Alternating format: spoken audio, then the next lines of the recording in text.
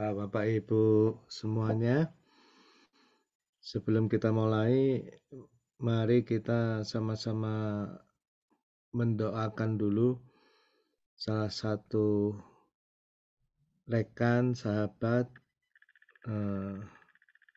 guru kita semua, Profesor Dwi Hendratmo,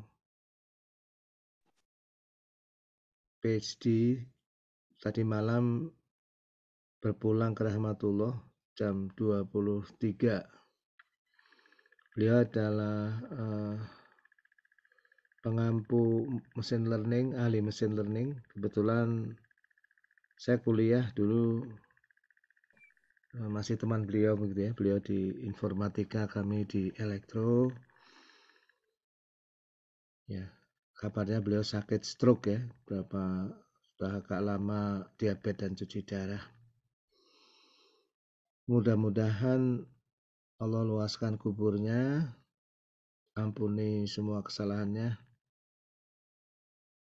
lipat gandakan kebaikannya, dan Allah jadikan ilmu yang beliau ajarkan pada kita semua amal jariah yang mengalir terus menemaninya hingga menghadap pada Allah dengan keadaan diampuni dan digabungkan dengan orang-orang saleh. Amin ya Rabbal. Mungkin kita berdoa menurut kepercayaan dan agama masing-masing. Bagi yang Islam, Al-Fatihah, tasbihus salawat.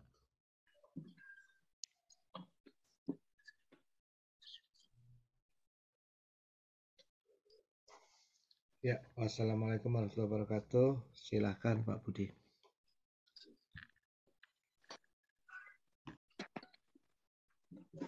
Terima kasih Pak Dim.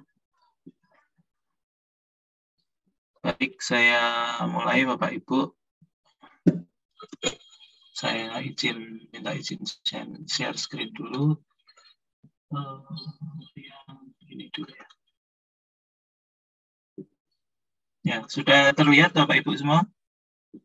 Ya. Sudah Pak. Ya, ini kita lanjutkan dulu materi yang minggu lalu ya. Pembahasan minggu lalu tentang kemarin kita sampai ke deductive testing of theories ya. Ya, tapi sebelum itu saya ingin cerita dulu Bapak Ibu ya.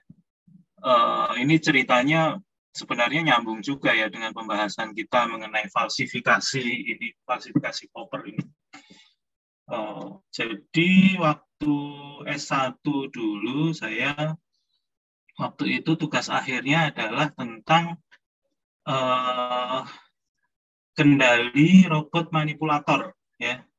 Mungkin Bapak Ibu ada yang kenal ya robot manipulator. Robot manipulator itu ya robot yang itu lengan saja ya, bukan mobile robot. Jadi dia nggak pindah-pindah. Dia hanya lengan aja. Gimana kita bisa menggerakkan lengannya itu ya.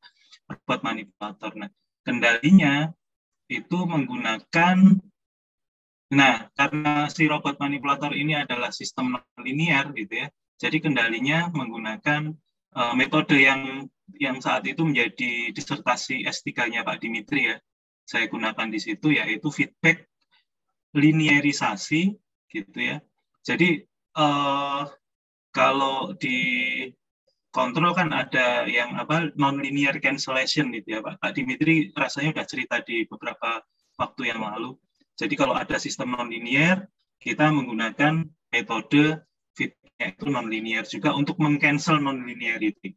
Nah, metode yang saya gunakan itu adalah si feedback yang non-linear itu nanti dilinearisasi dulu, baru dia digunakan sebagai feedback gitu ya. Ya udah seperti itulah ya Pak Ibu. Pengujiannya kira-kira waktu itu menggunakan simulasi saja. Ya. Jadi robotnya saya modelkan di dalam saya menggunakan MATLAB gitu ya. Robotnya saya modelkan, kemudian kendalinya saya modelkan juga gitu ya. Kemudian dicoba dengan berbagai skenario. Nah waktu itu saat sidang pengujinya salah satunya adalah almarhum Profesor Kudrat. Ya, Bapak Ibu. Nah, ini yang sangat terkesan saya. Jadi kan kira-kira gini ceritanya Bapak Ibu, kalau kita sidang tugas akhir sudah membuat sesuatu gitu ya, kita kan misalnya saya menggunakan metode feedback. linearisasi gitu ya. Itu kan saya sudah menjelaskan dengan panjang lebar, oh ini feedback linearisasi itu bagus karena ini itu gitu ya. Dia berhasil mengendalikan dengan baik, buktinya ini gitu ya dengan simulasi dan sebagainya. Nah, yang menarik, nah ini yang di luar dugaan ini, ada satu pertanyaan dari Profesor Kudrat ini yang sampai sekarang saya juga nggak lupa gitu ya, dan sangat terkesan. Jadi beliau cuma tanya gini, jadi Mas, itu metode Anda itu yang Anda gunakan, feedback linearisasi itu akan gagal jika kondisinya gimana? Kebayang ya Bapak Ibu ya? Pertanyaannya itu kebalik gitu. Saya sudah mempersiapkan dia bisa dipakai saat ini, saat itu gitu ya. Kemudian ditanya oleh Profesor Kudrat, di mana dalam kasus apa metode feedback linearisasi ini tidak bisa digunakan. Dia gagal digunakan gitu ya. Ya waktu itu sih nggak bisa jawab Bapak Ibu kalau kayak gitu ya. Kalau sekarang sih bisa, cuman waktu itu nggak bisa. Nah, prinsipnya adalah dalam kita melakukan penelitian saintifik, kemudian Bapak Ibu melakukan penelitian disertasi ini untuk membuat disertasi ini, nanti kita akan harus menggali juga ini ya keterbatasan dari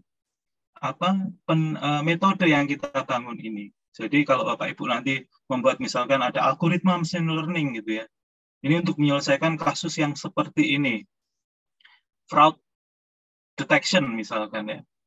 Oh bisa, bagus gitu. Nah, Bapak Ibu perlu menggali juga metode yang sama ini kira-kira dia bakal gagal kalau digunakan untuk kasus yang seperti apa, yang karakteristiknya seperti apa. Ya, kira-kira seperti itu ya. Jadi itu prinsip yang juga dipegang oleh Popper ya. Jadi kita harus kritis bahkan terhadap penemuan kita sendiri, terhadap teori kita sendiri. Ya, nanti kita lihat Bapak Ibu. Nah, ini sekilas kemarin kita sampai ke deductive testing of theories ya. Mungkin saya review sedikit ya. Jadi sebelum kita menguji, kita harus melihat dulu di sini Bapak Ibu ya, ada internal konsistensinya ya. Jadi apa yang kita bangun, teori yang kita bangun itu konsistensi internalnya seperti apa? Apakah antara itu masih coretannya ada ya, antara satu prediksi dengan prediksi yang lain itu ada kontradiksi atau tidak gitu ya.